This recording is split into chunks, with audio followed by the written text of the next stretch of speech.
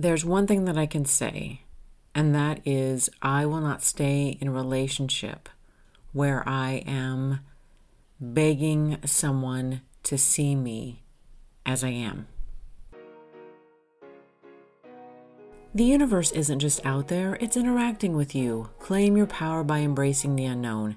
This is Tracy with Tracy Talks, and I'm here to ignite your curiosity. Don't just listen, embrace it. This message today is really coming from a place of love, acceptance. I really do break from the traditional belief that we are supposed to be married to one person for our life. Times have changed enormously, and we have ways to communicate and ways to travel to other parts of the world. This isn't the 1900s where we are born into a community and we live in that community and we die in that community. We have a larger radius than 50 miles. And as someone who has worked to gain my full independence, my full identity, I can honestly say that when I look at the people around me who are coupled up, and I see so many people working hard to be seen by their partner, I see so many people working hard to try to change who they are to be in a relationship. I am witnessing people having to renegotiate their non-negotiables. People will say, I will not accept this behavior. But they are partnered with somebody who exhibits that behavior. Instead of finding somebody who doesn't exhibit that behavior, the person will continually try to change, manipulate, and control the other person into changing their core behavior. This person behaves in this way. Either accept it or move on. Why are we so determined to stay in relationships that are not working, that are not healthy, where the other person does not see you? Why are you so willing to stay with this person who behaves in ways that diminish you, that hurt you, where they try to control you and manipulate you? How many billion people are on this earth? And we are so consumed at times by keeping this one relationship going, and we have been conditioned to believe that we are supposed to work hard. It is our lot in life that being in a relationship is hard. It shouldn't be hard. If you are with the right person who communicates in the same ways that you do, who receives and gives love in the same ways that you do, who has respect for you, it isn't hard. It shouldn't be hard.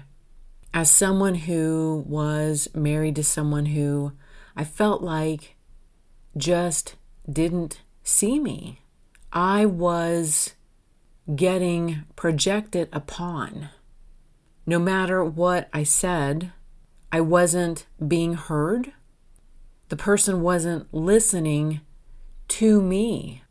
And at a certain point, it became futile to even have conversations. I could have stayed. I could have accepted this as a life sentence. I could have looked at it as I do not deserve someone who loves me and all of me. I could have stayed and just accepted that I will never be fully seen or fully heard. But there was something inside of me that could not accept that could not continue to fight and to ask for my feelings and my emotions to be validated. There is some statistics and some studies out there that show that married people do not have single friends. It goes back to the fact that when we have friends with different statuses, that they influence and somehow impact how we see married life. And I'm going to 100% agree with that. But the fact is, if I was witness to a married couple who were loving, supporting, respectful of each other and their dreams and their desires, I wouldn't have anything to say. I wouldn't have any comments to make as a single person. But as a single person, when I see a friend who is in a relationship, marriage or long-term, and they are with someone who continually behaves in ways that are disrespectful, hurtful, that undermine you and what you want and who you are, I'm going to say something. I am going to support my friend. I am going to not simply just stay quiet and accept that. If I see a friend who is hurting and is being hurt by behaviors, why would I not say something? Why would I not offer support? Why would I just simply allow it to happen?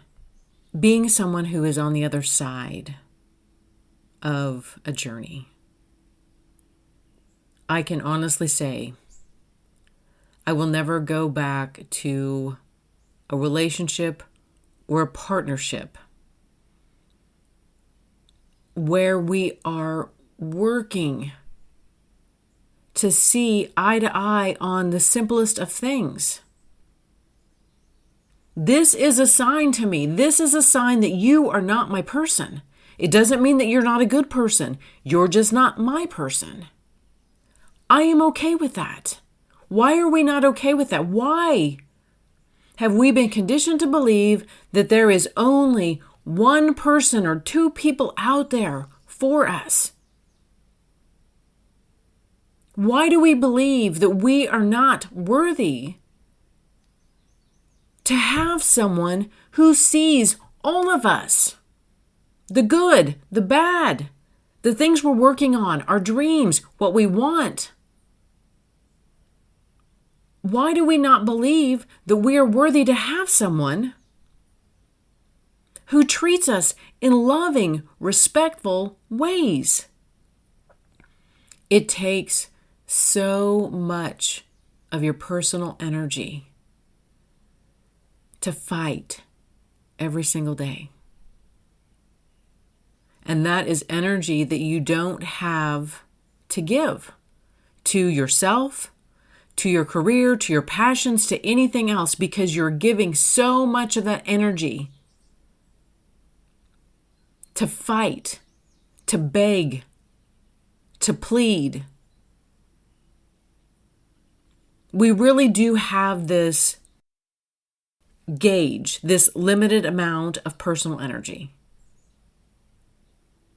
And when the tank runs dry, we're empty. All of this fighting, all of this begging, all of this see me, treat me with respect, all of this energy could be directed to create something, to make something, to live your passion, to be happy. All of that energy could be redirected somewhere else. It's as simple as that. I don't truly understand. I know there is a lot of discussion about we're in relationship crisis, and I get that. I have single friends who want relationships. They do. They want to be in relationship with someone who matches their energy, their interest, where they are at in life. But the single people are also not willing to compromise their identity and who they are to be in relationship anymore. And the way I see it, life is simply too short to spend every day begging for someone to see you, to hear you, to love you, to know you. Life is just too short.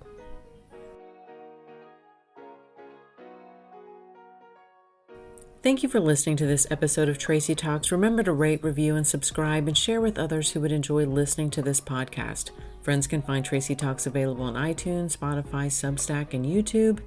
Hit me up on Instagram and Facebook at More Tracy Talks.